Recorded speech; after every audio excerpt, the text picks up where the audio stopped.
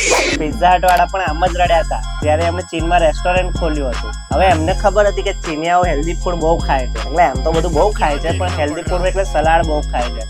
તો રેસ્ટોરન્ટમાં જઈને એમને અનલિમિટેડ સલાડ વાળો કોન્સેપ્ટ રાખ્યો કે એક માણસને જેટલું સલાડ ખાવું હોય એટલું. પણ આ લોકોએ શું કર્યું ચીનિયાઓ, સલાડ ખા કરે પણ પેલું મેઇન કોર્સ મંગાવે જ ના. મંગાવે તો 50, 100, 200 રૂપિયાની અંદર પૂરું કરી નાખે. હવે આ સીધી વાત છે, કચરાની જગ્યાએ તમે હેલ્ધી ફૂડ આલો તો ભાઈ મોંઘું જ પડે જ ને. પછી આમાં માર્કેટિંગ વાળા એવું વિચાર્યું કે ભાઈ એક માણસે એક જ પ્લેટ લેવાની અને એક વખતમાં તમારે જેટલું ભરવું એટલું લેવાનું. પણ ચીનિયાઓએ કઈ પાછા પડે એવા હતા. એમણે શું કર્યું, સલાડ સ્ટેકિંગ નો કોન્સેપ્ટ શોધી કાઢ્યો. એટલે કે એક પ્લેટની અંદર કેટલો મોટો સલાડનો કિલ્લો બનાવી શકાય. સોશિયલ મીડિયા પર પણ ગ્રુપ બનાવી દીધા આ લોકોએ તો કે ભાઈ કઈ રીતે સલાડનો કિલ્લો મોટો બનાવી દે. ગણિતનો અઘરા સૂત્રો વાપરીને કઈ રીતે આપણે મોટો બનાવીએ કિલ્લો, એ જ વાતો કર્યા કરે. ચીનિયાઓએ પાછું પોતાનું નામ આપી દીધું કે અમે સલાડ એન્જિનિયર છીએ.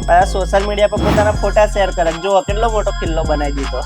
પિઝા હટ વાળા નાનાથી એટલું બધું નુકસાન થયું કે એમણે છે ને અનલિમિટેડ સલાડ વાળી સિસ્ટમ જ બંધ કરી દીધી.